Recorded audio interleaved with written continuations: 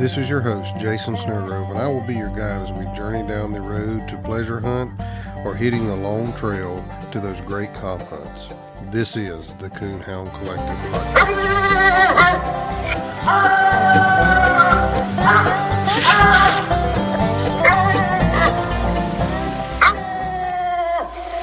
Hey guys, this is Jason over at the Coonhound Collective podcast. I'm here today to tell you about one of our sponsors, Conky's Outdoors. Whether you need a few dog collars or the whole setup, they can fix you up. They have a wide range of products from hound hunting to fishing. My friends over at Conky's Outdoors can help you out. You can order online at conkysoutdoors.com. Call them at 904-692-1568, 904-692-1568, or if you're in the Hastings, Florida area, go by and see them. Again, that's at conkysoutdoors.com because we support people who support our way of life. Like you said, it's going to take hard hunters and people with time. I mean, it's going to have to take getting off the couch, turning off Gunsmoke, and hit the woods. I mean, you're going to have to hunt. You can't sit on Facebook and think you're going to make a coon dog there because it won't work. That voice you hear there is Mr. Jason King. Boy, what he said ain't true. I think I've been guilty of watching too much Gunsmoke and playing Coon Hunter on Facebook a time or two. But you're going to want to pull your boots up, make sure your lights are charged, because we cover all things that are leopard that he has to do with, a walker dog that he's hunting, and just hunting in general. Stay tuned. We're about to hit the woods. All right. Thank you for joining us today on the Coonhound Collective podcast. Today we're going to talk with Mr. Jason King, and we're going to have him join us via telephone. Hello. Jason, how's it going? I'm doing great. Can't complain, man. Jason, why don't you go ahead and tell us a little bit about yourself and where you're from? All right, Jason, I'm from Southwest Virginia. I live in Tazewell County. I've lived in this area basically my whole life. Growed up here. It's just a quiet little town. Just, you know just about everybody. And I've been fortunate and been blessed to be in this part of the country. A lot of hills. A lot of hollers, not a lot of flat ground, very few farms. Farms is not really close. You have to do a lot of driving to get into farmland. It's just all mountains and hollers here. Yeah, well, that's kind of sounds like the terrain that I'm currently living in. I'm originally from southeast Alabama, so I'm from flatland farm country, but I live in southwest Missouri and the foothills of the Ozark Mountains. And as Brett Stevens said in my previous podcast, you would have to throw corn out of a sack to see any corn growing around here anywhere, because there's not none. That's right. We don't have no food source. About the only thing we have for our coons to eat here is acorns and we got some pokeberries and wild grapes. Got some autumn olive bushes. I don't know if you ever heard of them. The coon like them. We have a very big abundance of black bear in our country too. A lot of bear. We got a pretty good deer population here. Seemed to be a lot of squirrel this year, but our coons is very few and far between. Yeah, well, I definitely understand that. We have a thin coon population here this year too. We had we believe something like feline distemper or something come through and wipe them out. But how'd you get started into coon hunting? When I was a child, growing up, my grandfather and my dad, they've always coon hunted about their whole entire life, and they got me involved with coon hunting when I was very young. I was roughly about 4 years old on my first coon hunting trip. I can remember it vaguely. We treated a couple coon that night, and I'll never forget the sound of them dogs. Just start striking that track and treeing that coon. It just done something to me that night. I actually got my uncle. He bought me a cricket chipmunk 22 rifle. I've got one of the original ones. I've still got it today. That's what I take coon hunting with me. But as growing up, just got involved with different hounds. We always just coon hunted in the fall of the year. Then in the spring, we started running rabbit beagles. And we'd run rabbit beagles through the summer and just coon hunt in the fall. There's no summertime coon hunting. I was never involved with none of that. We just pleasure hunted. That's all we ever done. Okay. Well, that's kind of similar to what I did. Of course, being from southeast Alabama, you didn't want to really be in the woods too much, in the summertime. It was hot, snakes, and every other thing that was out there. have you always had leopard hounds, or did you start with something different? We started out mainly hunting walkers. I owned some blue ticks, had a real nice blue tick when I was about 13, 14 years old, and hunted mainly walkers. Like I said, I had a blue tick. I tried plot, a couple red bones. Never was successful with them until I think I was about 15 years old. A friend of mine, he took me coon hunting with some mountain curs. There was a Kimmer stock mountain curs. And once I hunted with them cur dogs, the hounds, I strayed away from the hounds. I devoted all my time into mountain curs. I like the ability, the brains, and how well they minded, which I never did own a tracking system. We just always went out and either walked with the hounds as we cut them loose, or the cur dogs as I got older. They probably didn't hunt out probably about 150 to 200 yards, but up here in these mountains and stuff, when you'd cut one loose, you'd just walk up the holler or walk down the creeks, and mainly on the ridges, and hopefully that they'd get something struck pretty quick. We road hunted some too, just rode the dog out in front of the truck. I done that up till I was about 19 years old. Then I started dating, and I actually quit coon hunting. I sold the last cur dog I had to my uncle, and just got away from coon hunting altogether, squirrel hunting, and I picked up fishing, started fishing. I fished quite a bit for several years. Then in 2015, a friend of mine that was working with me at that time, he called me up. He said, "Hey, let's go coon hunting tonight." And I said, "Man," I said, "I haven't hunted in years." I said, "I don't want to get involved back in that." I said, "It's just takes too much time, to get started back into coon hunting." And I know what I know you had to devote your time to have a good dog. And, well, needless to say, he kept on nagging me, and I ended up going with him. His name's Brody Dean. We got out that night, and we started coon hunting, and he had a couple walker dogs. They got in there and got treed. And, man, I remember walking up that hill, and I was a little bit overweight at that time, too. I about had 3 heart attacks walking up that mountain. Got in there, that dog treed, and, man, I tell you what, it just lit the fire, and I was right back hooked that night. When I left there, I was dead set on getting another hound. Yeah. Before we move forward on these leopards, those cur dogs that you were hunting, was y'all treeing squirrels with those in the daytime and coons at night, or were you just strictly coon hunting them? I was actually I would squirrel hunt.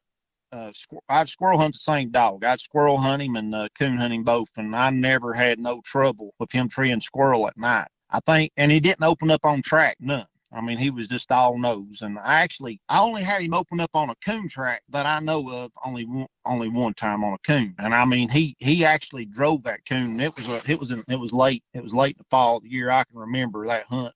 He struck that coon out in that holler, and I mean, he drove that track. And 90% of them, they didn't make it 75 yards, and he had them treed. But that one there, it run a good ways. But they was all tight mouth dogs. Yeah. Well, I was listening to Mr. Steve Fielder with Gone to the Dogs podcast. He had a guy on there that hunts cur dogs, and they've always intrigued me some. And I actually have a little leopard female here I picked up out of Illinois that's just a puppy that I kind of want her to, I got a piece of property here. I just let her run free. I kind of want her to tree squirrels and, maybe be able to coon hunt her at night, but we'll see what happens with her. And that's kind of what pushed me towards getting one, was the idea of it having some cur background where it would possibly tree squirrels and, kind of hang around the house, be a yard dog and a hunting dog too. Right. Well, that was sort of the way it was with me when I started back hunting with my friend.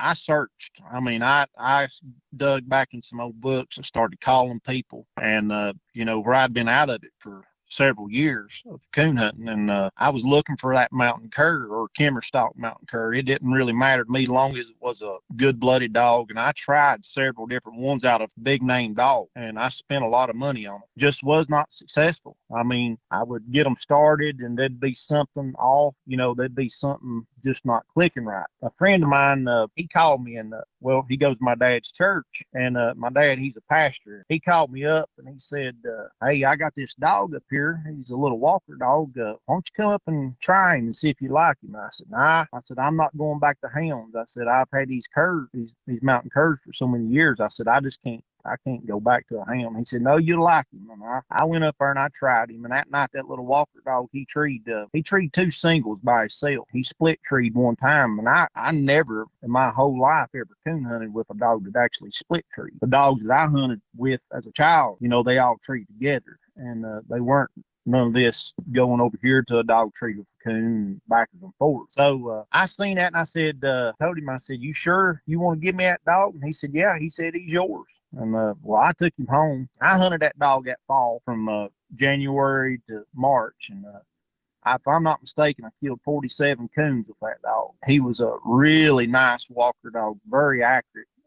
But he didn't have papers. He was just a grade dog. But needless to say, he was really nice. And I overheard a guy talking about some leopard hounds, and I really didn't know much about them. Another guy I went to church with, J.R. Ellswick, he called me up, and he said, hey, I actually, me and my dad, we was on a fishing trip down in Tennessee. My buddy, that's when he called me. He said, hey, I found you this dog. I said, where in the world is that? He said, it's in Georgia. And we got to talking. I said, well, I don't have Facebook, which he did. He said, I'll get his phone number. He messaged him. He got his phone number, and I called him up.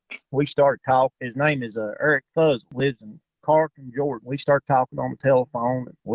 He was telling me all the bad things about the dog. He said he's treeing very little. He'll tree a squirrel or two, but he's not really doing too good on coon. And he said he's really not for sale. And I said, well, make me a price. I said, I'd love to try one of them. He said, well, sir, he said, I'll tell you. He said, I don't believe you'd really like this dog. He'll eat you out of house and home. And he just kept on giving me negative comments on him, but something inside of me just said, you need to get that dog. And I said, I got off the phone with him, and I told Dad, I said, I'm gonna call him back and just make him an offer. And I called him back, and he said, hey, he said, well, he said, when do you want to come and get him? I talked to my dad. He said, then we'll drive down there tomorrow and pick him up. And we got in the truck. We was on it. Like I said, we planned on staying there a whole week and fishing. And we just got in the vehicle and left and drove to Georgia and picked up Moose. And when we got down there, that dog, he got him out of the truck. On paper, his name was Blackjack. When we got down there, and we walked in this little restaurant, and we was sitting down eating and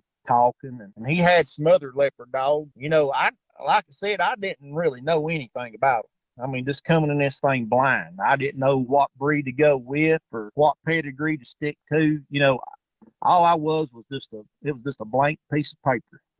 Just didn't know nothing about the leopard hound. And we go out to the truck, and he gets that dog out of the truck. And when he gets him out, he steps out on the ground. And he said, boy, he's a big one, ain't he? I said, yeah. He said, he's big as a moose. I said, that's his name right there. And my dad, he said, oh God. He said, I can't believe you're going to call that dog Moose. He said, people think you're crazy. I said, well, that's his name. Well, I was in a Jeep Wrangler. And the whole way when we put him in the truck, he just in the back of that Jeep in the back seat, he just laid his head right between the seats as we was driving up the road. He just was a very loving type of dog. Just like a pet, basically. I mean, you think a 16-month-old dog would be just hyperactive, just dying to get out of the vehicle, but he just laid there just like he'd known us his whole life. We stopped up there beside the road, got him out, and let him use the bathroom, and I just couldn't believe how well mannered the dog was, and it just really surprised me compared to the hound,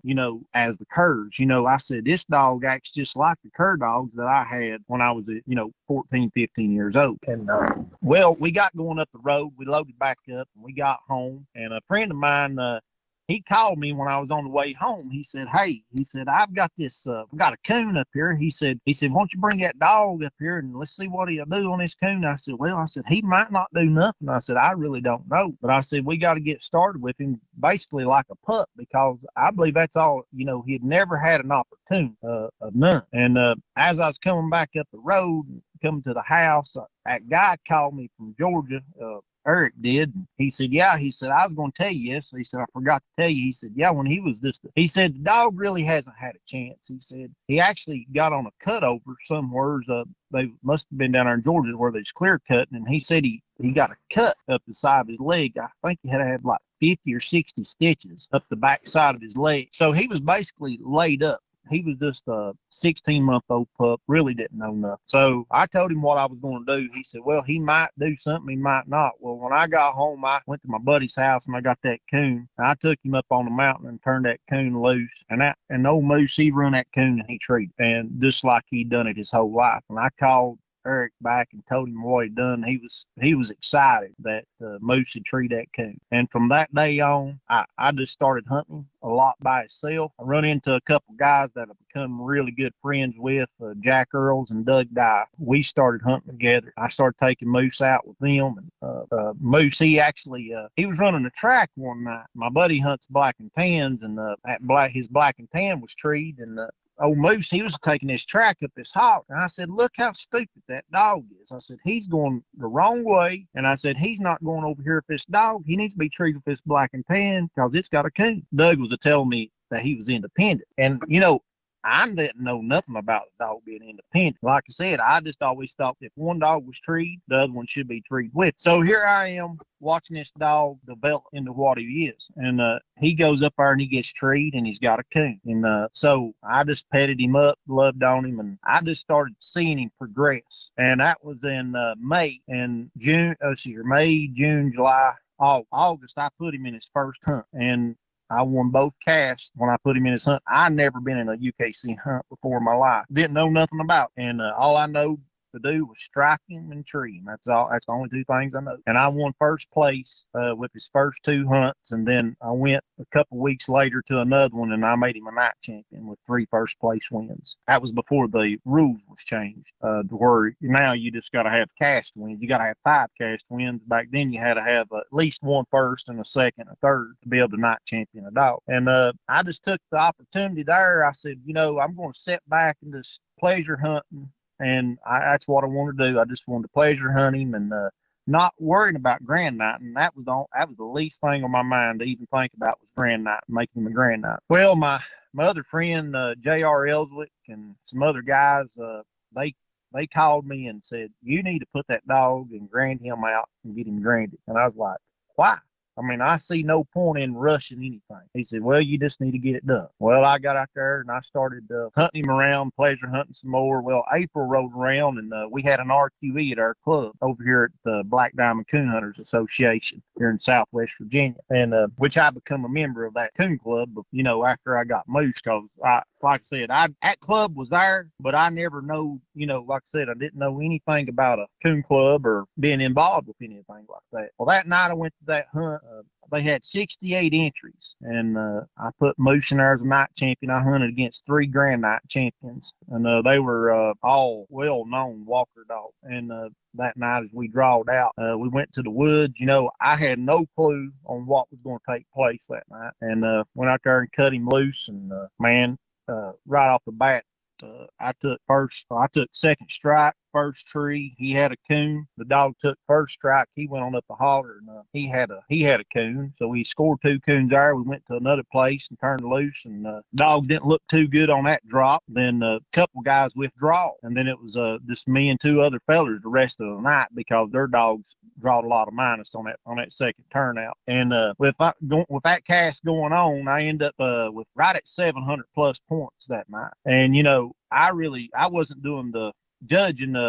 Josh Honaker from down towards Tennessee area. Well, actually, I believe he lives in Clintwood. He was actually the judge that night. And when we got back in the truck, he said, you know what? I said, what? He said, you have probably won this whole thing. And I said, what are you talking about? He said, you've probably won first place.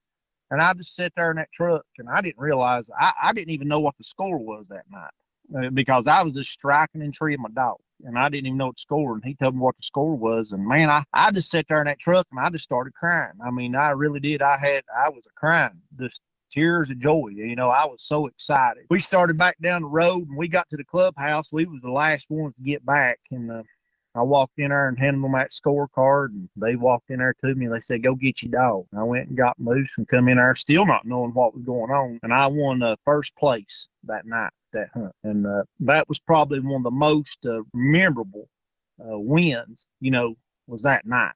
Just that's competing against all of these local dogs that are coon dogs. You know, they're great hounds right here in this country, and that was just that meant a lot to me that night.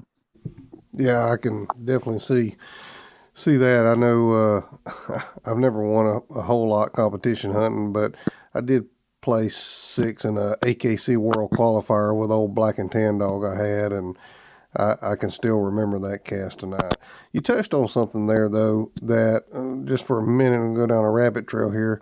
Do you think UKC changing that rule where you don't have to have that first place to be a night champion, you think that's hurt or devalued the night champion status a little bit? Well, me personally, you know, I know what it took when I got into it after I learned. I mean, it's a little bit more prestige. You know, I think the dogs that had the titles back then, you know, before the rule change, now people don't look at a grand night the same as they did back then. You know, you had to have them first place wins, and I think still this day, I think it should be like that. I mean, that's just my opinion, but you know, the cast wins is still cast wins, but I still think you need them first place wins. I think they ought to have them first place wins before they can get them titles. Yeah, I tend to agree with you. I had this conversation with another fellow last night, and we had the exact same conversation about, you know, them doing away with the first place wins, kind of devalued the night champion status a little bit. Anyway, just my opinion as well, and I think quite a few other people feel the same way. So Moose put you in the leopard hound business. It sounds like he definitely put you in the competition business. Did you have other leopard hounds you were hunting at the same time? No, sir. I didn't know anything real. You know, I was still new to it, and I didn't know really even where to go. But like I said, my friend there, Jr. He just kept on telling me, he's like, you need to start finding some females. You need to find some females, and he said you got something special. Everybody in this part of the world, country in here, they all knowed about it, and everybody was talking about how good he was because you know. It was like, you need to start breeding that dog. And I was like, man, where am I going to find something at? You know, and so really and truthfully, my goal was before I even thought about breeding him, I wanted to grand him out.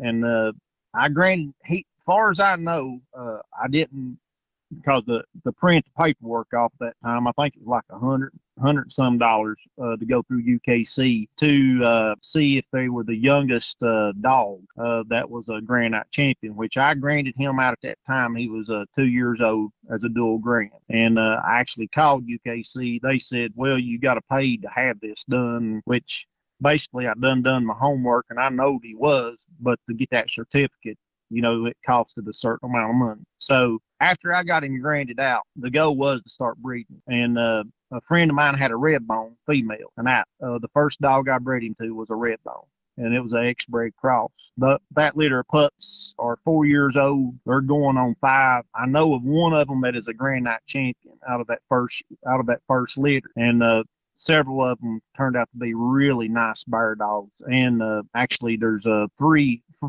that I know of, 3 really nice coon dogs out of his first litter, and one grand night champion. Rest of them are bear dogs. I found a female that was a half mate to Moose. A guy in Gate City on her.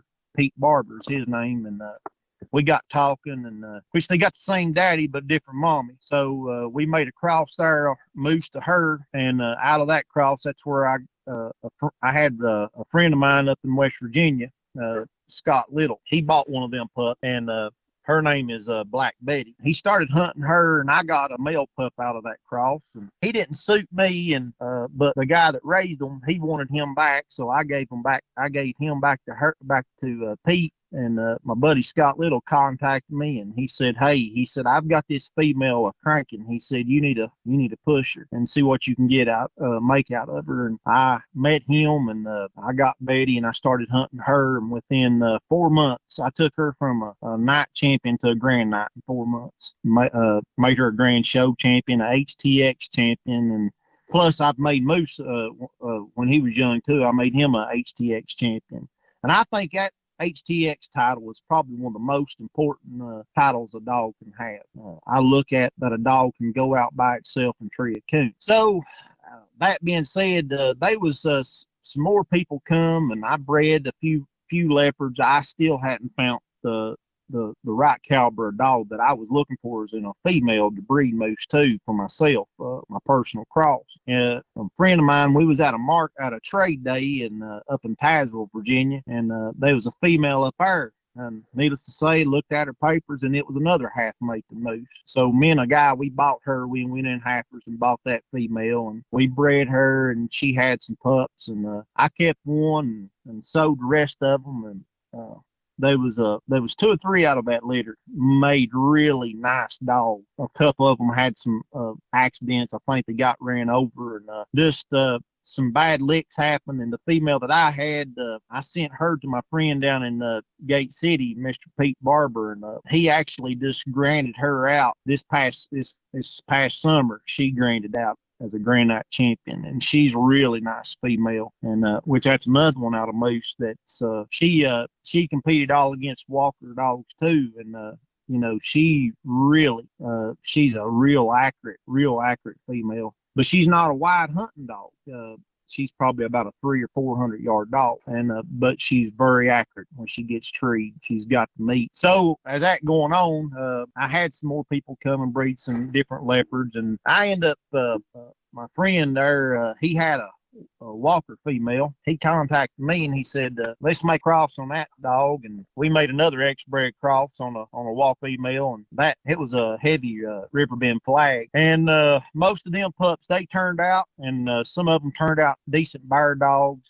I know where one is right now, a friend he wouldn't take a farm in Georgia for. I mean, I reckon he'll wriggle. I mean, he's a truck to tree kind of dog on bear. He is a top-notch bear dog. And I bred some dogs that goes back, another Walker female, a guy contacted me. She's real old Sackett blood, goes back to that Hammer and Hank and different real old blood. And a friend of mine got one of them pups.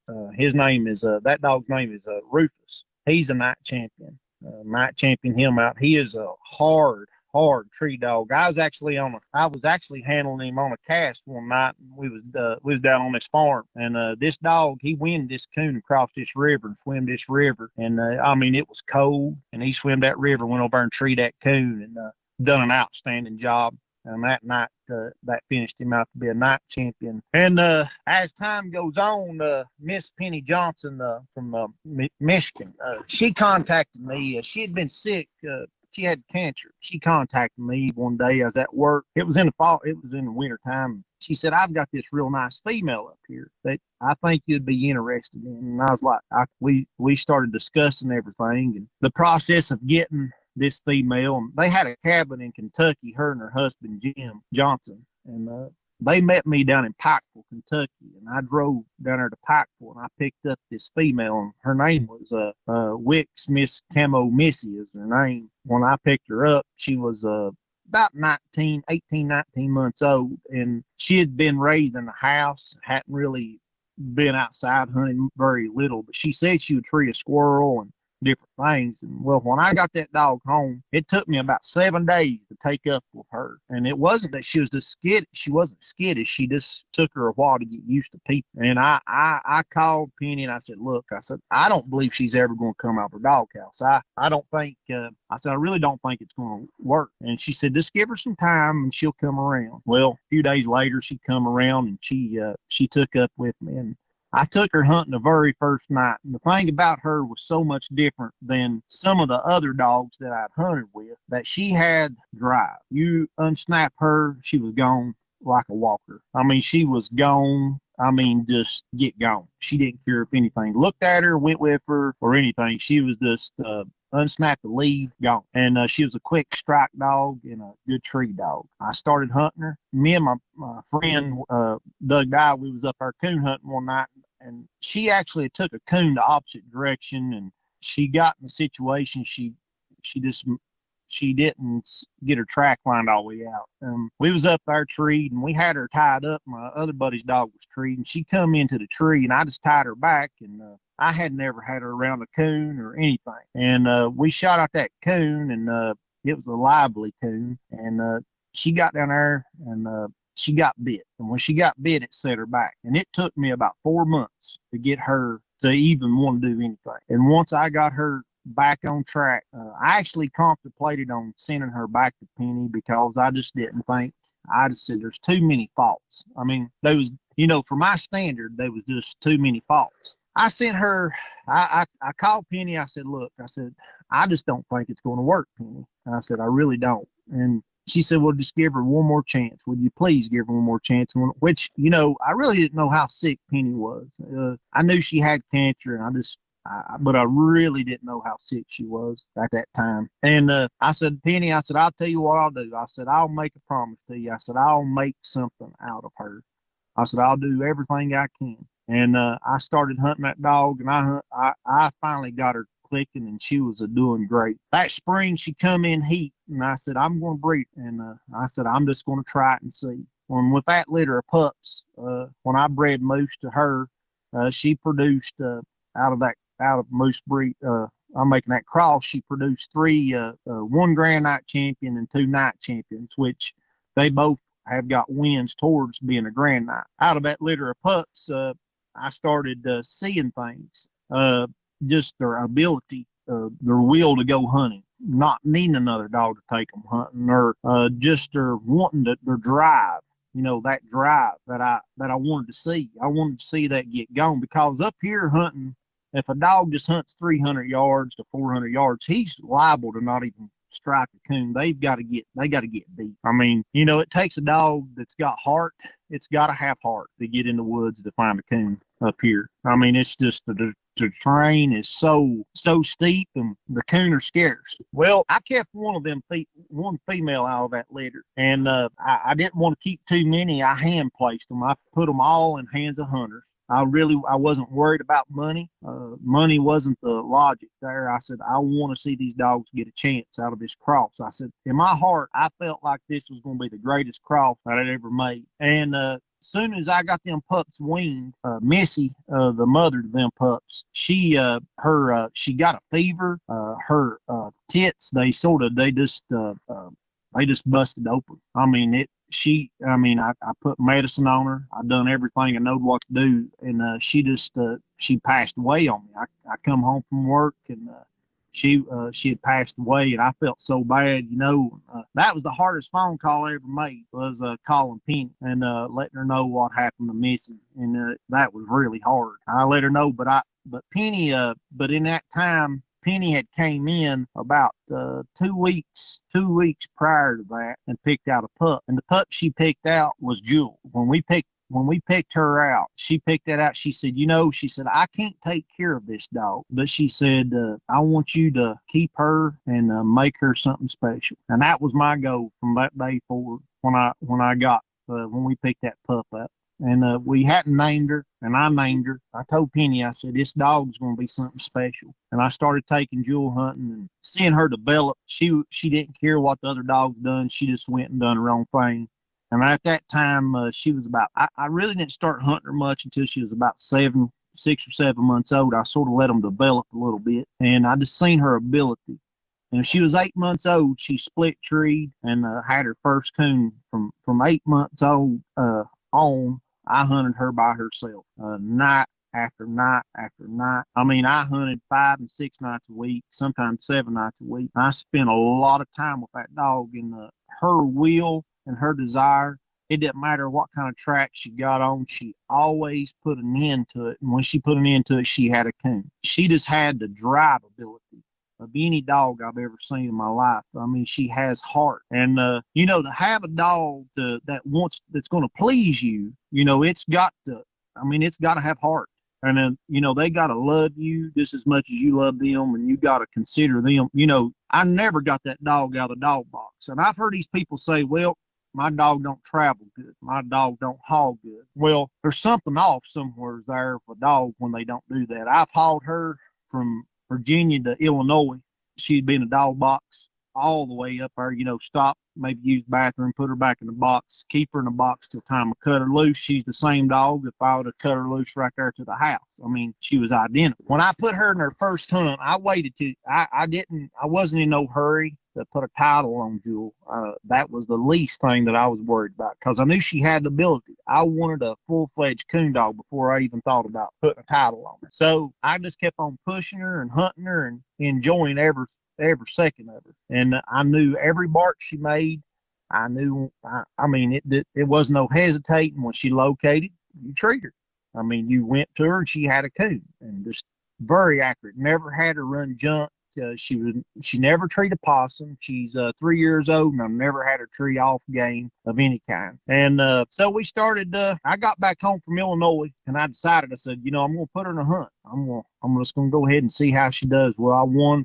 I put her in 5 hunts, and I won all 5 casts, and I championed her out. I went to Leopard Days last year, and I never had done the field trials or the water racings, and she excelled at that. She was the fastest thing out there that could run that drag and do it. I mean, I got jacked up on that. I mean, I'm telling you, if we had water races and field trials here, I would probably be the first one there at every one of them. I loved it, getting to see a dog run a track like that, just in the daylight, and their speed, ability to just want to catch the game. I mean, it was just amazing. And I got involved with that, and which I made her a field champion. And I think she just needs a few more points to be a water champion. So I went ahead and put her in an HTX hunt. She's got 5 Grand Night wins, and she needs 3 more, and she'll be a Grand Night champion. But she is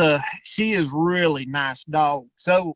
Hey guys, this is Jason over at the Coonhound Collective podcast. If you're thinking about swapping to a different dog feed, give my friends a look over at extremedogfield.com. They carry 2 different lines. They carry an elite and a professional. The professional has corn, wheat, and soy in it. The elite does not have corn, wheat, and soy. Go over to extremedogfield.com, see which line and which mixture is right for you. Find a retailer near you. If you're in the southwest Missouri, northwest Arkansas area, you can't find a retailer and you want to give it a shot, hit me up at the Coonhound Collective at gmail.com. I am a current dealer for Extreme Dog Fuel. I can get you pricing, I can get you dog feed. Again, go see my friends over at extremedogfuel.com. You won't be disappointed. Back here about a couple months, well, actually it was back in November. Well, not November, I'm sorry. It was in September when I was going to Autumn Oaks. I've just been a little discouraged and trying to decide on how am I going to make the leopards better. The leopards need more. They need more dogs like Jewel and Trooper. There's a handful in the leopard breed of really good dogs, and if you look on Facebook or on the leopard pages, you'll sort of see what's out there and what's being hunted and what's being pushed. There's some really nice show dogs, and there's some good pleasure dogs out there. But to see this breed succeed and excel, it's going to take more than that. It's going to take dogs getting in the hands of hunters that knows, like guys like you, that knows what it takes to make a good coon dog, not a mediocre dog, a dog that's got drive and stamina, and that's willing to give you everything they got and win. And I was on that mission. But I just couldn't find the females to even breed moose to. I couldn't find the male that I wanted to breed a Jewel unless it was going to be immediate brother or a half brother. And I didn't want to put myself in a box to have that small circle. You can only line breed and inbreed so much, and then you ain't got nothing. It's something you got to think about. You got to think about that big picture. And I was there. I mean, I done see what they need. And so I've hunted with a few leopard dogs out of different bloodlines. And this last trip to Illinois, I called Mr. Steve Thomas from Waterloo, Iowa. He came up and we got to go hunting with. I've watched Bama on Facebook ever since he's been a young dog starting out. He actually trees squirrel and coon with him. Well, I got to go hunting with him. And Bama is a type of dog, when you cut him loose in a patch of woods, if there's 15 coons in that patch of woods, he's going to treat all 15 of them. I mean, he is a for real tree dog. I mean, he's accurate. His ability is unbelievable. I mean, he's a really nice dog, which my dogs are track minded, and I believe their dogs are more, I believe they got a better winning ability. They're more Midwestern bred dogs, and they don't have to run tracks. Here, they have to work up a track to run and tree a coon. Very seldom to see them fall dead treed in the woods with a coon. They might, if they're feeding on cherries or in acorns or oak trees eating acorns, they might fall treed. But 90% of them, they're going to be hitting a track here. So me and Steve, we went hunting that night, and I got to see his dog, and I mean, I got to see him work, and I was very impressed. Well, he didn't get to stay the next night and hunt, and he went back home.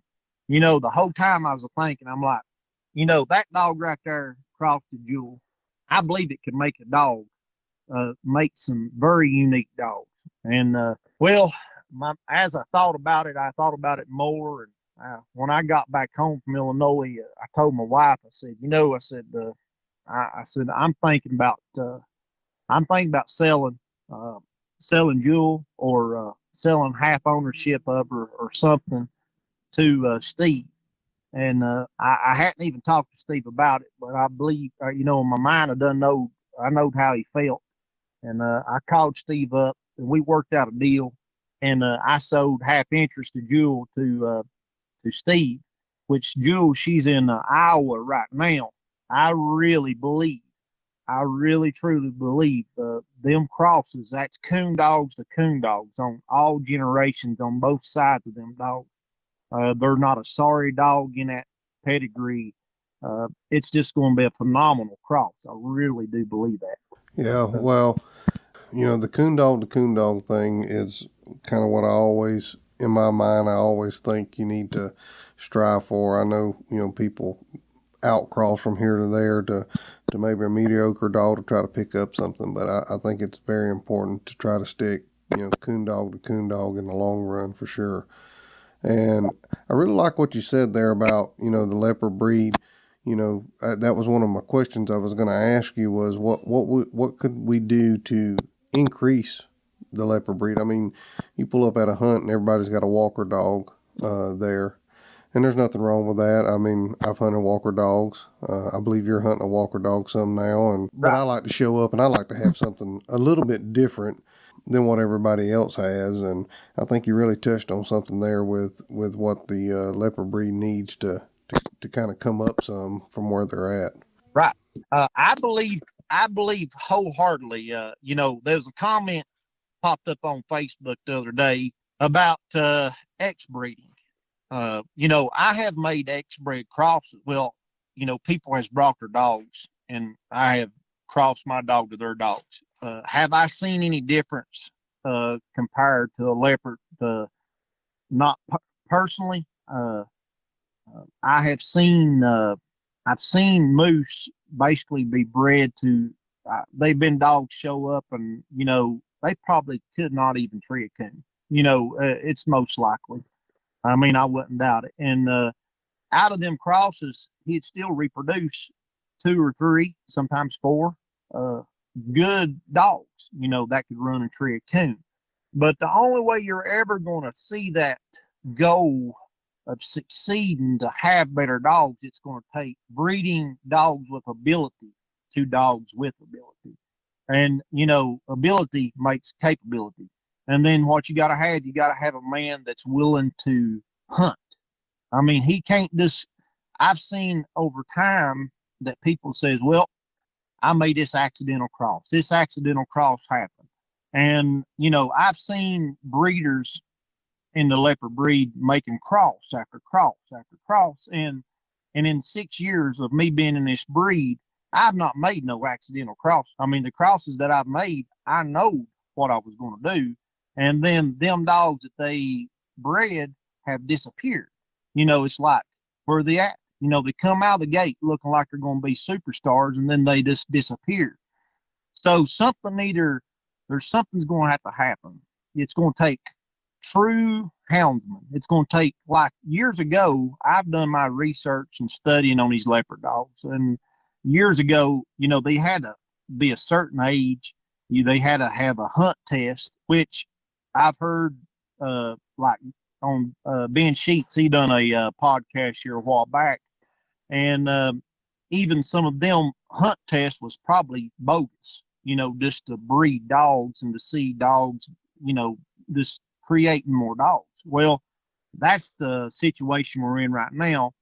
We're hunting some of these leopard dogs that people are buying today, possibly some of their generations back is 4 and 5 generations, maybe 6 generations, that dogs that actually had ability to run and tree a coon. You can say, well, I just got some different dogs that just to tree, to breed. Well, them females has got to have ability. I mean, I personally believe the females got more to do with it than the male. And I believe if you can take a female that is a powerful coon dog, and you take a male that is a powerful coon dog, and you take a male that's out of a female that's been a powerful coon dog, and you breed back to that female that's out of a male that's been a powerful coon dog, and you stack them bloodlines and them traits and abilities on top of each other, you're going to create something. But once you create them leopard, you better think very serious about putting them in the hands of a hunter.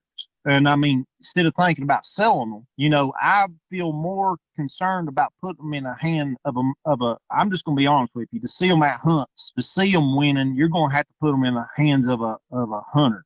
I mean, a true hunter, a man that you see what's winning. The Walker dogs has blowed everything else off the map. And you put them leopards in the hands of a Walker man, he's going to tell you if it's going to make or not. I mean, he's not going to waste his time on something that's going to take it, say, well, it's 3 years old, it might make next season.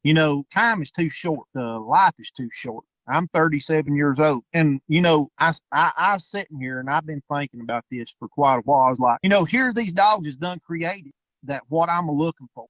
I want a leopard just as good as any Walker dog, because that's what you're going to have to beat. When you get to a Final Four, you can't say, well, my dog is done, he's run out of gas. He's done weak. He ain't going to be able to go. Well, I'm telling you, it's going to have to take dogs that's got hearts like lions and that can run like a cheetah if it's going to keep up with them Walkers and accuracy. And these Walker dogs that's out here today, they're not slick treeing idiots. I'm telling you, they are accurate, and they are, times has changed compared to when I was a kid hunting with these Walkers. I had a guy comment on my Facebook the other day about like this Walker dog I'm hunting. He was surprised. He was like, I can't believe that Walker's got a coon tree. I was like, man, I didn't even reply to that. Like, I wouldn't even be packing a dog if it wasn't accurate.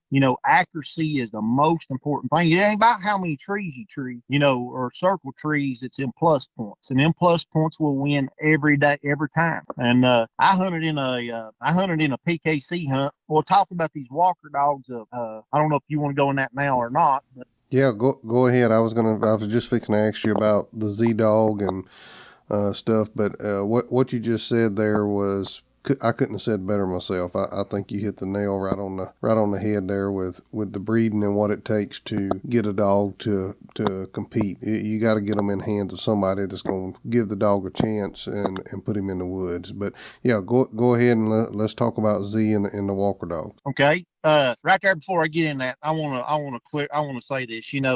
Before I go, I haven't quit hunting leopards. Moose, he'll be here till he dies. Hopefully someday, maybe I can find the right female that I want to breed him to again. But until that time comes, I don't see no reason to breed him anymore. And that's my personal opinion. And, I would love to. I'd love to have another one out of him. But, I've just seen too many things go wrong. And, I know I love the leopards and I have pushed hard. Right now, I've done everything in my power to promote the breed and put them into hunts and show up at hunts with them.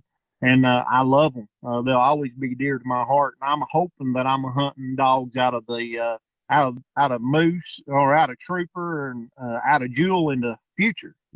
Trooper, I want to mention something about him. He has got that drive. He's got that heart like his mommy had. He's got that drive and that ability, and he will hunt all night long. I watched them out there when I hunted in Illinois this past year. You would actually have to pick them up, set them off at the tailgate at 4 or 5 o'clock in the morning. And when they'd hit the ground, they was ready to go again. And they got that drive. They got that ability. And I really, truly believe if the right people can get a hold of some pups out of these dogs and really put the time into them, you can see in the next 4 and 5 years, you will see the ability in the leopard hounds succeed. I believe that. But it's going to take, like you said, it's going to take hard hunters and people with time. I mean, it's going to have to take getting off the couch, turning off Gunsmoke, and hit the woods. I mean, you're going to have to hunt. You can't sit on Facebook and think you're going to make a coon dog there, because it won't work. I mean, it takes dedication. You definitely told the truth when you said that. You got to put the boot leather in the woods behind that dog. I know I just had a 19-month-old black and tan pass away from cancer here last week, and it was devastating for me, because the hours that I had in with that dog, I bought him from Michael Barnes out of Arkansas, and the hours I had in with that dog from the time he was a 8-week-old puppy till he was 19 months old and passed away, it is unbelievable. And I think a lot of people get into coon hunting and think, I'm gonna just get a dog and I'm gonna go out here and competition hunt. I see these competitions going on, I'm gonna go out there and hunt. But it's a lot more to it than that. You got to really put the time in with the dog. Let the dog get used to you. You get used to the dog. And I mean, I could tell you when that little black dog, I could tell you if he was blowed up on a possum, or I could tell you if he was gonna have a coon when we went in there, just by way he sounded. And it takes time like that in the woods.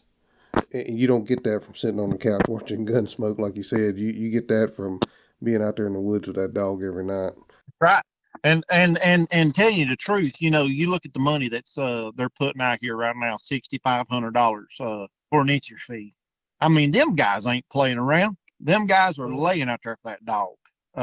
I mean, they are really putting the time in. I mean, they wouldn't even think. I mean, they're not playing games. I mean, and they're putting the time into them hounds. And I mean, it's don't matter if it's raining, snowing. I mean, it's out there. And I believe, truthfully and honest with you, if guys would do that with these leopards, you will see them succeed. And I've said that from time being, but the biggest thing is jealousy. And I'll mention a couple fellas' names that's really they know what good dogs is. Like Ralph Fuznecker. He don't just drive the hunts just to be. He believes in his dogs, his leopard hounds, and he's got a good thing going on too. And they're putting the time into them. And Al McNeely down in Georgia, he's got a really nice female, which I think she's a Grand Night. Her name's Juice, and they made a cross. They crossed the Trooper to his female. So that'll be 2 Grand Nights, top and bottom, and out of Grand Night champions. And that should be something to look at to get a pup out of. I mean, I believe if people that's sincere, I believe if you're going to spend your money or your time and you want to develop your time, and even though that they can be coils in any bloodline, but I believe I take my chances on them dogs. And but going on towards the walkers, and well, the thing about it is, I didn't really want to when I let Steve get Jewel, I didn't want to just let her sit in the kennel, because I was going to grind her out and just start breeding her, because I think, like I said, the female's got a lot to do with it. And my good friend there, J.R. Ellswick, he contacted me, and he said he had this nice young dog come and go hunting with. Well, we got in the truck and we drove down on the farm and turned him loose. And man, he went in there and he slammed a coon. It was 500-600 yards, just had a dying locate. I mean, he sounded awesome. I mean, walked in there, he had a coon, and recut him. He went half a mile and got treed and had another coon. Done an outstanding job, and we hunted him that week, and I didn't see no faults. I'd say I don't know how many trees I've seen the dog make. I've only seen him miss one coon out of at least 70 to 80 trees, and I mean that's pretty good. That fired me up. Accuracy. and these dogs are wipeout bred on the top, the River Bend flag blood on the bottom, which my buddy there, he's been breeding these dogs for a while. All the bloodline on the bottom side, it's his original blood. And I hunted with this dog's mommy. Her name's Brandy, and she is one nice female. I've always liked her from the first time I was in the woods with her. Seen her ability, her hunting ability, and I really, I like I said, I don't care how good the male dog is. I really look at that female. That female has got a lot. And right now I've got Z, and I've got some half mates to him. I've got a couple pups, and I've got a 6-month-old pup, and I got some couple 10, 11-week-old pups. So right now I'm going to play with these walker dogs. Not that I have just walked away from the leopards. I'm waiting for some new leopards to hit the ground. That's out of bloodlines that I know that I want to push, and they should have the ability. And these walkers, I don't know where the future is going to go, but I can tell you this: if you're gonna cut loose, I mean, you ain't gonna pull up with a Chevette, and if you're racing a Ferrari, you're gonna have to have as good or better the Beetle, and that's the way I see it. And I know what it takes to win. And I know you got to have something that's got it. And if it ain't got it, don't show up. I mean, you can lose just as well as you can win. Every dog can have its good night or have its bad night. But, if you put the time into it, you're going to see something succeed. And, I believe in giving it all. I mean, I'm not no halfway player. I mean, I wear out 2 sets of boots a year. I mean, that's called putting time in. I'm like a junkie. I'm like Jason Darter says, when it gets dark, I start itching. I get tore all to pieces because I love it. And right now it's cold and snowing up here, and the coon ain't moving. They sort of den up here. So you're really just basically January and February, you're shut down and you can't do too much. But if you catch one night around about 25 to 30 degrees, and about 3 days after it snows, you can go out and tree 1 or 2 coons, but you probably get a lot of den trees this time of year. But it all depends on how much time you want to put out there. If that dog needs condition, I've always said a good coon dog. I've heard people say, well, he needs some coons. Well, a good coon dog, you don't have to kill them coons. 1 a week, 1 a month. I kept count. I hunted almost a solid year without killing the coon to Jewel, and she made trees after trees with coons in them, and all I do was pet on her and love on her. And I really do believe that if you have to feed them coons to make a coon dog, you don't need the dog, and it's not bred in them. They don't desire it. They supposed to love the tree that coon more than having that coon in their mouth. I believe the people that wants to knock that coon out is the hunter more than the dog. And here you can't afford to go out and kill 3 and 4 coons a night. You can kill one and get by with it, but you sort of need to skip them coons. And I mean, a young dog, I believe in knocking out a few coons to the young dogs, but I truly believe that if you give them the time in the woods, and they know what they're supposed to run in the tree, and give it them all. I really do believe if you put these dogs in the right hands and people that'll hunt them, you will see them succeed. And that's just like all the other breeds. I really do believe I've seen a big change in the Walker breed. I might be wrong. The jealousy level is, they're the Walker and the English dogs has really succeeded in the past 5 to 10 years. They have started breeding for ability, and they're not worrying about who owns what. They're breeding winners to winners. And them dogs, when they're doing that, they're creating more winners. And you sit back and watch, and if these other bloodlines would put the time into it and watch what everybody else is doing, and get off that soapbox saying, well, mine's better than theirs. Well, you're never going nowhere if you don't do that. You really got to work together. And if you work together, you can build that wall.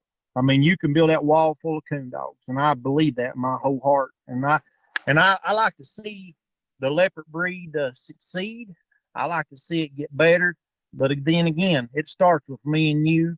And if you can get 10 people that I actually hunt and put the time into it and not depend on somebody else. Well, my buddy won't go tonight, or well, that one won't go tonight. You got to go regardless of whoever wants to go, or if they want to go or don't want to go. I believe in, and I tell you something else.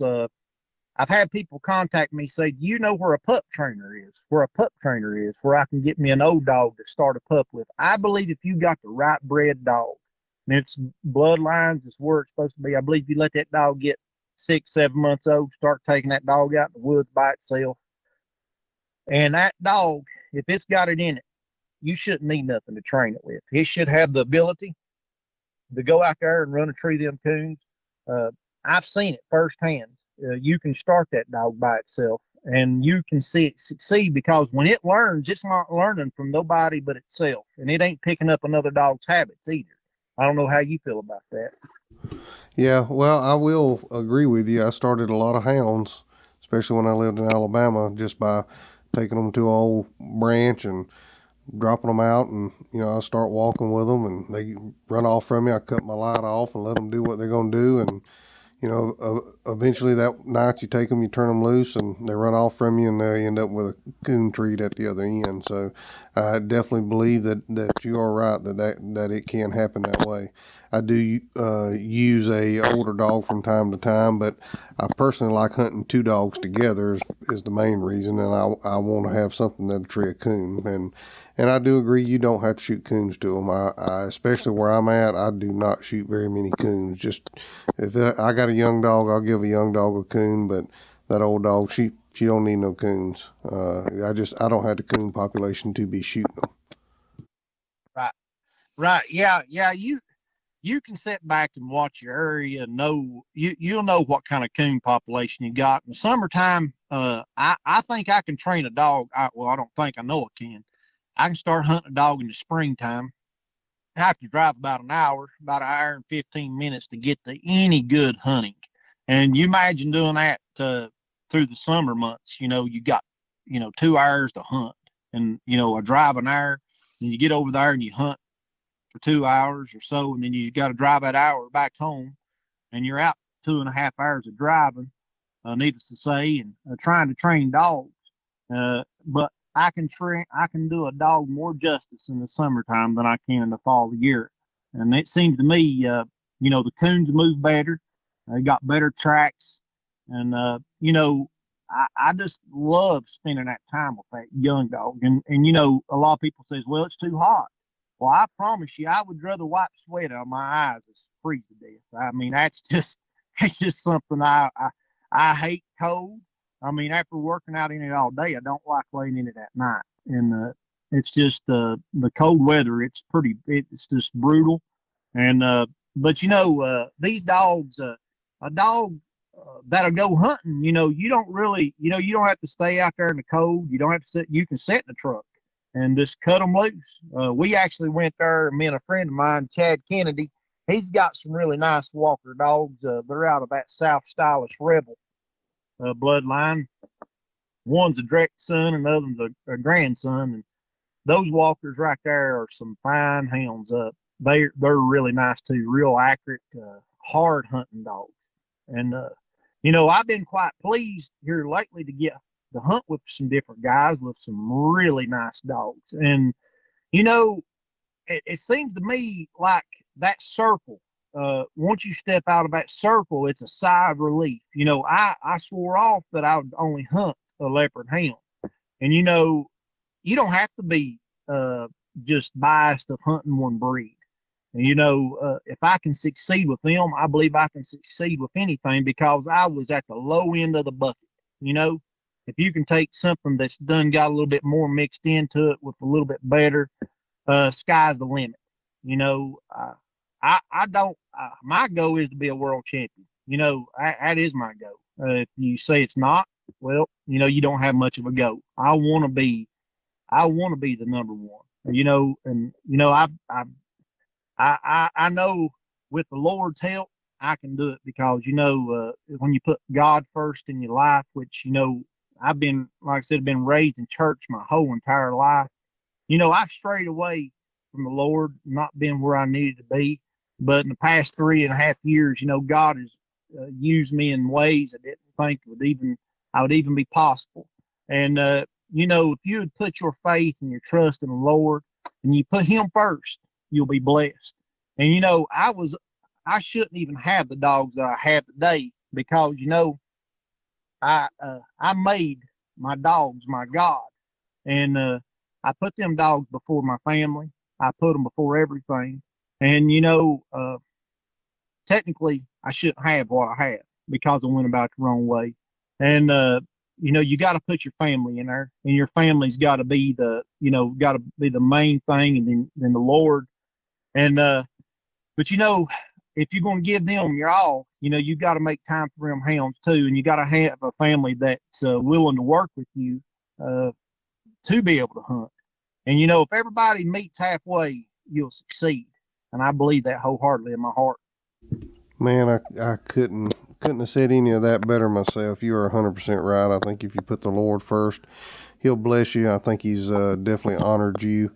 Even though you may not understand why you have it, I think because you honored Him, He'll honor you. It says that in His Word. And I use that phrase from where the red fern grows on my kids all the time when they bring something up where the granddad says, if you'll meet God halfway, He'll meet you. And I truly believe that. I really couldn't have said that better. And I really appreciate you saying that. And not that you need any accolades or anything, but just if you didn't pick up on it or you don't know who Jason Keene is, the Jewel dog that he was talking about won the 2021 perennial points for the leopard hounds. Is that right, Jason? Yes, sir. Yes, sir. We won high scoring leopard hound at Leopard Days, and we won Queen of the Hunt. The year before that, we won Queen of the Hunt, and I won King of the Hunt with Moose. That was in 2020. And the only thing I hunted this year at Leopard Days this past year was Jewel.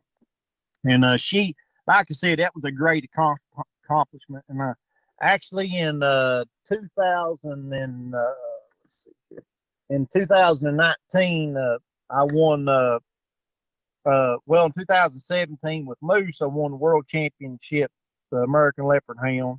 In 2018, I won the Prina National breed winner with Moose, and I placed third overall in the final cast. And then in 2019 at Autumn Oaks, I won the National Grand Night Champion at Autumn Oaks with Moose. And, God has been good to me. I mean, I've been blessed beyond measures. And these dogs, like I said, I gave them what I should have gave them. I gave them the opportunity. I put the time into them. And I believe if other people would do that with these dogs, I believe they can succeed. But like I said, it takes that meeting halfway. Just going out there shoveling dog crap and just giving them a little feed every day. That ain't gonna cut it.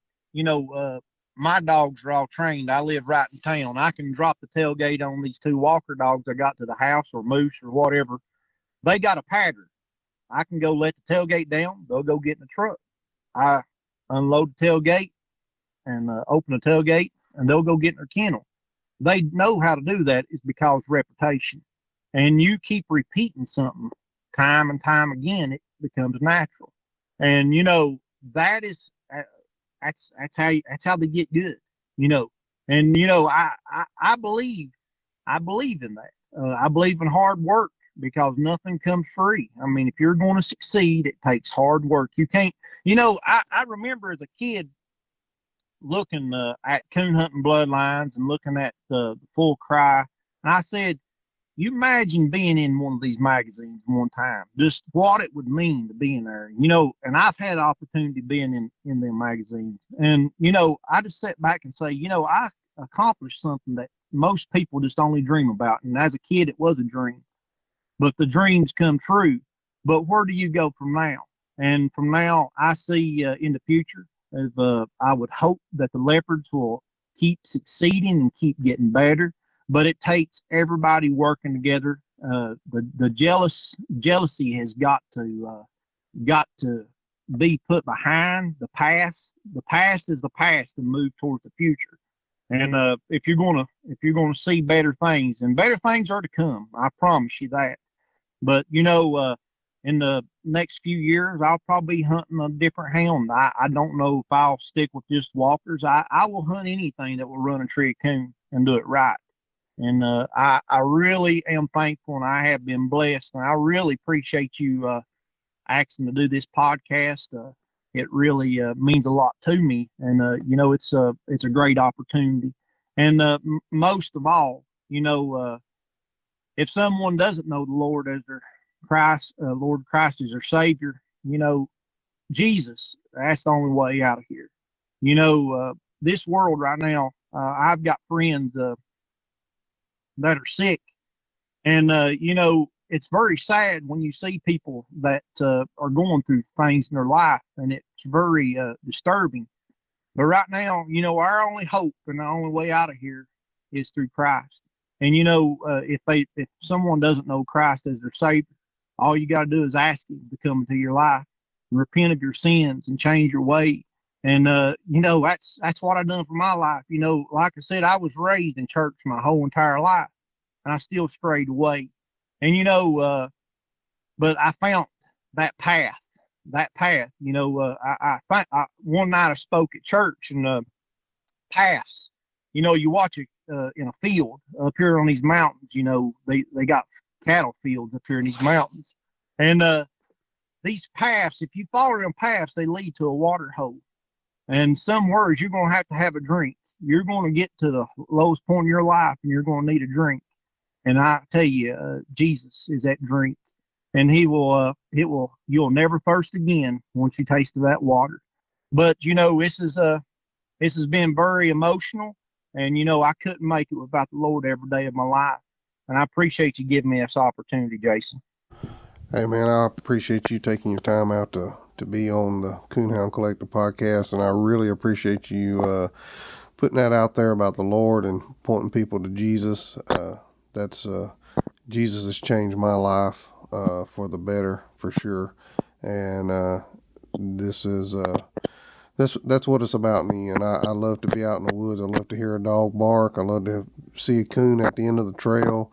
But when I reach to the end of my trail, I want him to say, "Well done, good and faithful servant." And that's what it's truly about for me and for many people that I know. So I really appreciate you saying that. Well, I think we about shined the tree here. Do you have a coon hunting story you could share with us before we sign off? Yeah, I'll tell you this quick story here. One night, me and my grandfather, he passed away. He had dementia. He passed away been about 4 or 5 years ago. And I remember this hunt. I was about 17, 18 years old, and we got together. Me and my uncle, my dad, he didn't get to go on this hunting trip, and it's back when we still had it. My grandfather had an old blue tick at that time, and we drove probably about 2 hours from the house, and we left pretty early. It was still daylight. We got over there, and where we was going, this little place, it's called Rolling Fork. It was a national forest. We drove up in there, and there was some big flat bottoms up in there, and we pulled up in this spot, and we parked the truck and got out, and it was just getting dark. And we turned the dogs loose. And like I said, we didn't have no tracking systems or nothing. And we was just going to start walking off behind the dogs. And, just a few minutes, I heard that old blue tick of his open up. And she went in there, and she rolled it over and started a tree. Papa said, "Well, she's probably got an old possum." We walked up in there, and she had 3 coons treed in that tree. We walked up there, and we shot one of them out. And Papa said, "You know what? We've had a good hunt. We're going to the house." we went back to the truck, and we was actually in an old Bronco, and we drove that Bronco, and we started back out of there, and we got within about a mile from my house, and I'll never forget this. There was 3 coons run across the road in front of the truck. And that night, said, imagine that. We seen 6 coons. That was just really unbelievable, seeing 6 coons in one night, And but we got to we treed 3 of them. And we got home, and that's one of the one of the last hunts I can remember going with my grandfather, he started getting dementia and got very sick. And, it's sad, but, I'm going to carry on that legacy as long as I can. And I'm going to keep a coon hunting, and Lord help me, just give me strength. Yeah, that's pretty cool there to remember your last hunt with your grandfather like that, for sure. Well, Jason, I really appreciate you taking your time out to be on the Coonhound Collective podcast today. Hopefully we can do this again and maybe meet somewhere on the trail at a competition hunt, so I can shake your hand and really thank you for taking your time to be on here. Well, I sure appreciate it, Jason. And like I said, I want to say it right here. I want to thank my wife, Jessica Keene, and my son, Corbin Keene, for putting up with me chasing these dogs night after night. A happy wife is a happy life. And, I hope, I'm so thankful that she puts up with me, because I couldn't do it, without her support. Yeah, well, I'm in the same boat, man. My wife and kids, they put up with me being gone and hunting at night and, taking my time out to do things like this. And I really appreciate my family as well. It takes a family behind you to really be successful at doing things like this. Yes, sir. Yes, sir. Well, Jason, I sure appreciate you being on here, and I won't hold you up anymore. I don't want to take any more of your time up. I really appreciate you cutting out some of your time today to spend it with us here and sharing your story about your hounds and your hunting. Well, I sure appreciate it. All righty. Thank you, sir. Buddy. Yep. Bye. All righty, bye. Thanks, guys, for listening to the Coonhound Collective podcast today. We really appreciate you taking your time out of your day to listen to the podcast. If you don't mind, head over to Facebook and give us a like, and head over to Instagram and give us a follow. It's both at the Coonhound Collective. Also, if you would like to reach us here at the Coonhound Collective, you can reach us at thecoonhoundcollective@gmail.com. If there's someone that you would like to hear on the podcast or a product that you would like to hear talked about, please send it to thecoonhoundcollective@gmail.com. Thanks again. Have a great day.